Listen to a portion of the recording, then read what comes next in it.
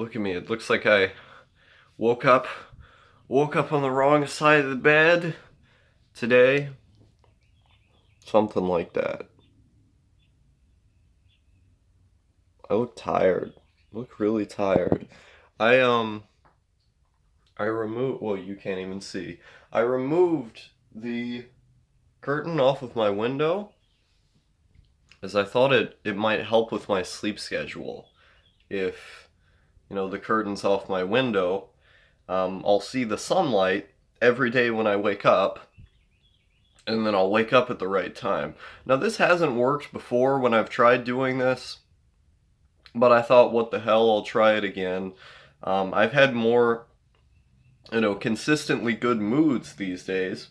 So, if the lack of sleep thing is related to stress in any way, I haven't had any stress, so I don't know. Maybe it'll work now. I doubt it. I doubt it will, to be honest with you, just because again, the me being kept awake has been such a consistent thing for so long, for seemingly no reason, other than like potentially having like restless leg syndrome, which is what gave my dad insomnia when he was my age. Um, Other than that, potentially, which I think there's kind of a low chance of that because I don't like my leg isn't usually restless. Um, I don't know, I don't know what causes it, but it's this consistent sleeping problems is something I've talked about on here for a very, very long time. Um, and I've tried a lot of the same things over and over and over again to try and fix it, to the point where I don't think there's really any new things that I can try. I've tried just about everything in the book, but you got to keep punching at it because it's a problem that's still going to exist. The only the I guess foreseeable way to fix it is by being trying to be consistent with your methods. So I don't want to give up too easily. Not to say that in the past I necessarily even have, but it's worth trying something, I suppose. Um, you know, I people like to be awake and asleep at the same time each day. Even though I feel like my brain is probably unable to do that. I've never been able to do that. Uh, it's probably better for me overall that I do. So, you know, I'm gonna have to try and find a consistent way to get to sleep each night. It was easier in February because in February I was just getting drunk every day and smoking pot. And when I do that, it's very easy for me to get to sleep at the same time every day. But I don't readily have access to those things these days.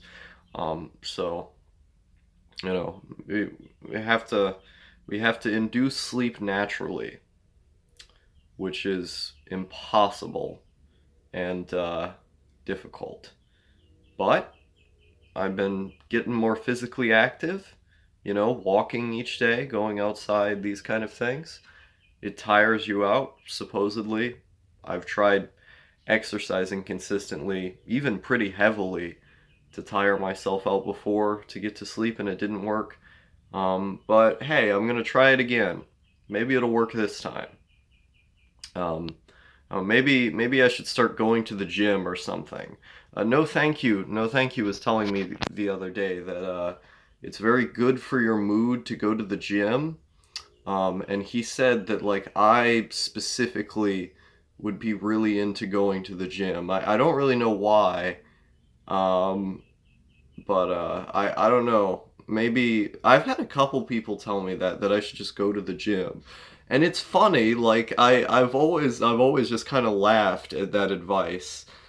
Because like it sounds inherently silly when people say it. Just go to the gym, bro, right? Um, I don't know, maybe I should go to the gym. Like gym membership here is like $5. Like it's nothing.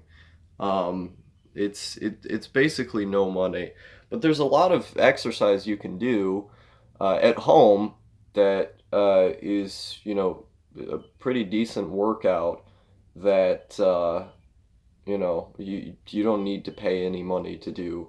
You just need to do it consistently and actually know how to do it and have space. I don't have a lot of space in my house. If you've seen my living room is a bit of a mess, and the inside of this room is incredibly small. I pack so much stuff in such a small amount of space. It's kind of incredible.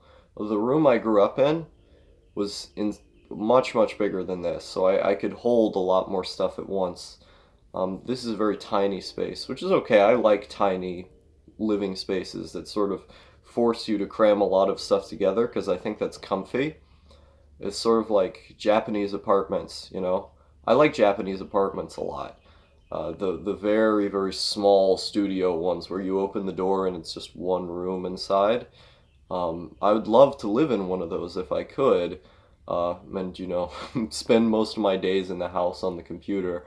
Not be totally isolationist, because again, going outside every day is important, but there's something, comfy about just the idea of doing things in an apartment like that. And I find something comfy about just doing things in my room. I love this room a lot. I want to make it more special. I want to add Christmas lights, railing against the top of the ceiling all around. I want to add more posters, more flags. I want to find like the weirdest, most like offensive, obscure country I can. Like, I don't know, maybe I should get like the Saudi Arabian flag or something on one part of this wall. Like even I'm not like a moralist or whatever, but even I'm kind of against that because it's funny, but it's like I don't want to advertise Saudi Arabia. Um, uh, I don't know. I need to find a Middle Eastern country that's less repressive to flaunt. Like, what countries do I really disagree with that wouldn't be that bad to put up the flags for? I don't know. Because I like this idea of having countries that I just completely clash with, their flags on my wall, just to confuse people. Just to make people look at my room and go, what the hell is that guy doing? That's what I want my room to look like. I want people to look at my room and go, what the hell is that guy doing? Like and putting random bits of paper on the wall and stuff. I mean, I've done that before, and it's looked pretty silly. But I wanna do more of that. But I want to have more structured stuff as well, like posters put up in a way that has a bit of a story to it. There are more random flags as well. Uh, I think that's something coming down the pike when I actually have money to indulge in aesthetics. But yeah, I might. At some point, I might start going to the gym. I mean, with this COVID-19 thing that's happening, I mean, Kentucky only has like 11 cases, but the Ohio Health Department said it's very possible that like up to 100,000 people there are infected with corona.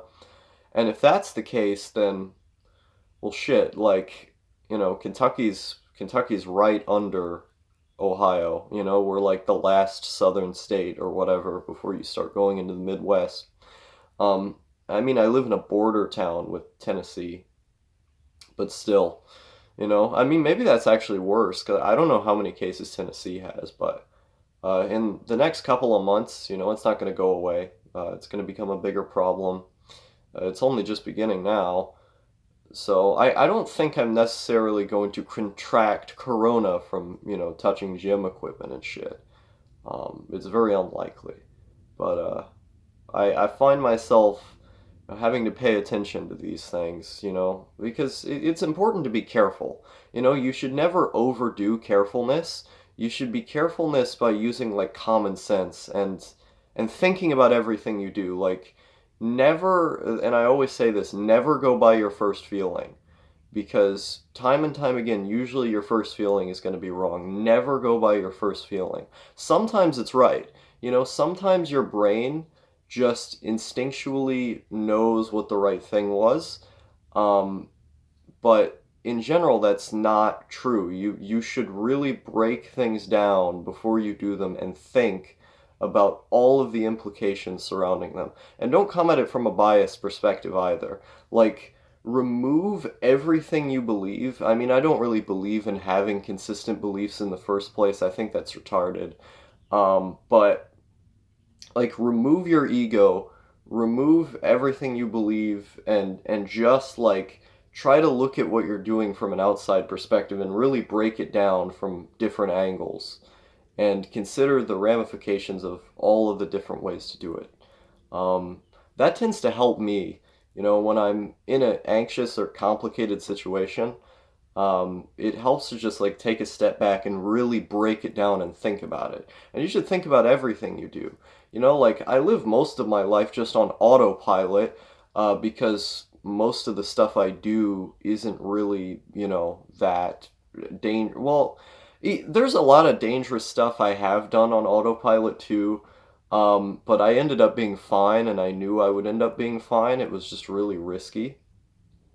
Um, but like, so maybe I'm not the best one to give this, think more kind of advice, but in like there's a lot of situations where it's been immensely helpful for me. The situations where I've actually had to do it, um, but I don't even know why I do things. Star, you don't even know why you do things. So, you know, it is what it is. It is what it is. The human brain's very complicated. You can never sit down and see the world in black and white. It's always going to be way more complicated than that. I've had to teach myself not to believe a lot of the things that I believe, because when you really break down what you believe, it's not that simple. It's never that simple.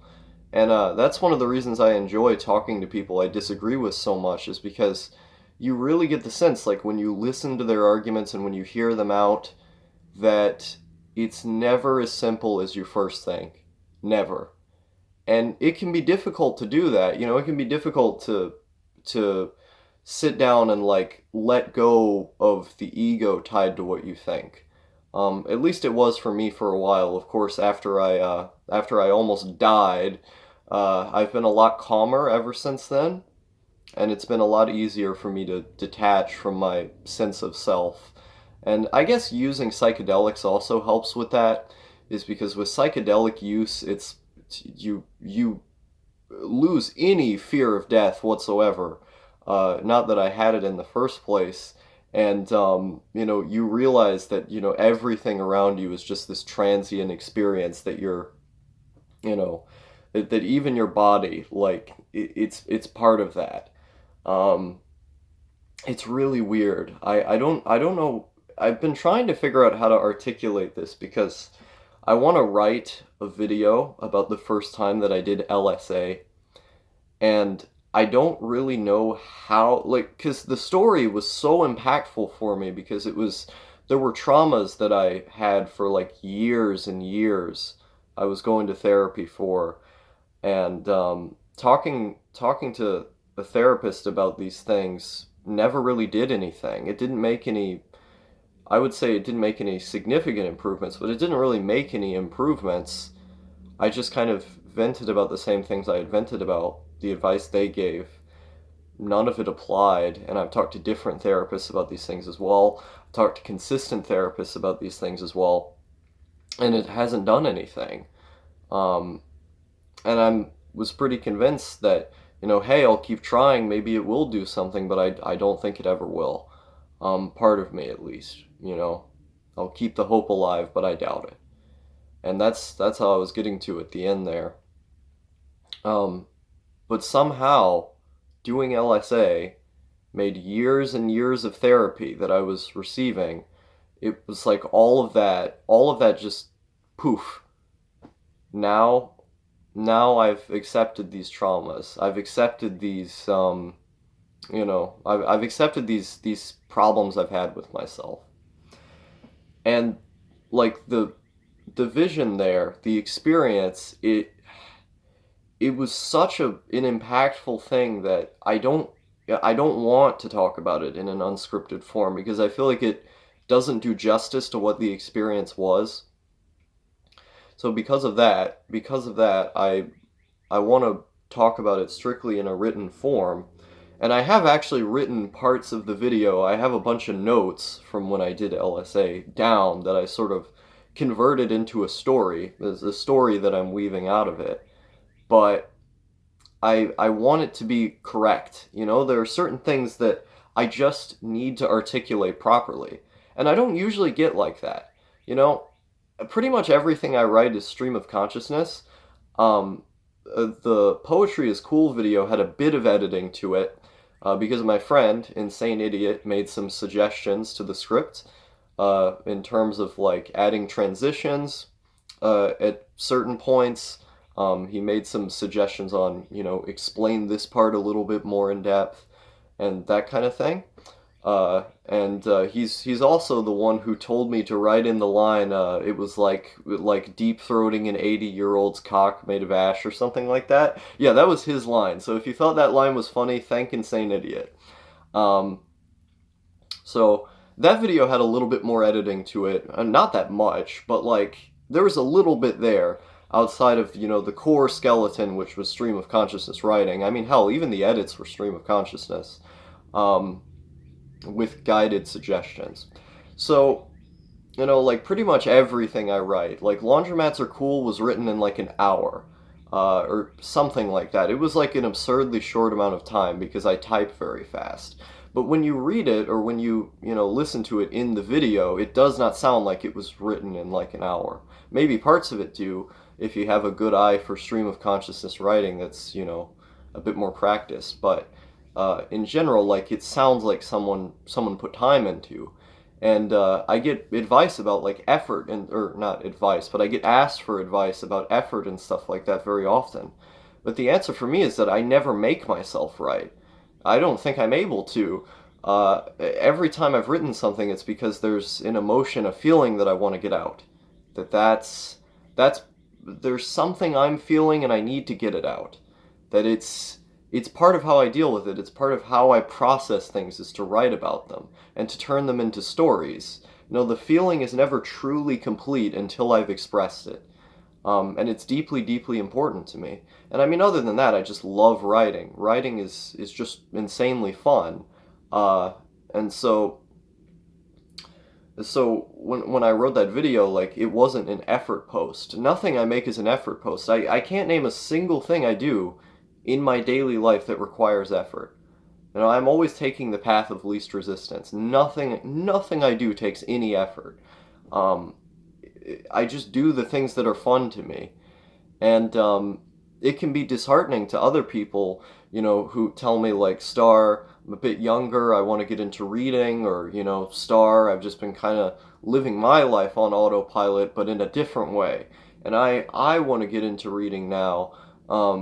And, you know, hey, it's never too late to start and all that, but some people work better with schedules, you know, like some people, let me put the phone down because this is killing me.